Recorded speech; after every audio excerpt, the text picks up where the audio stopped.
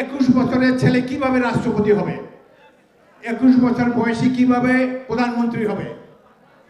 এই জাতীয় সংসদ নির্বাচনে অংশগ্রহণ করার জন্য এই যে বয়সসীমা কমিয়ে দেওয়া হয়েছে, একটি দলকে সুযোগ সুবিধা দেওয়ার জন্য করা হয়েছে।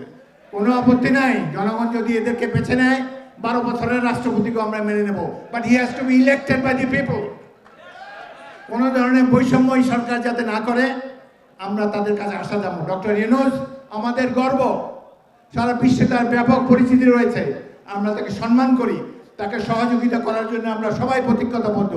কিন্তু আপনি নিরপেক্ষ থাকবেন এবং শহীদ জিয়া রহমানের দল অতীত সকল সংগ্রামে 16 বছর সংগ্রামের মাধ্যমে এই অপশক্তিকে বিদায় করেছি, এই কথাটা সবসময় মনে রাখবেন।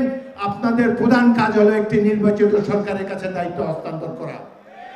এই কাজে আত্মনিয়োগ করুন। যারা আমাদের জীবনকে অনেক মানুষের অনেক মায়ের কোল খালি করেছে তাদের বিচার করুন, আর এই দেশের অর্থ সম্পদ যারা বিদেশে পাচার করেছে সেটি দেশে ফিরিয়ে আনার চেষ্টা করেন। এই প্রোক্লামেশন, এই মিশন, ওই মিশন, এগুলো জনগণের কাজে লাগবে না। যদি এই তাদের চুরি করা অর্থ কিছু ফেরত আনতে পারেন, বাংলাদেশের জনগণের কাজে সেটি লাগবে।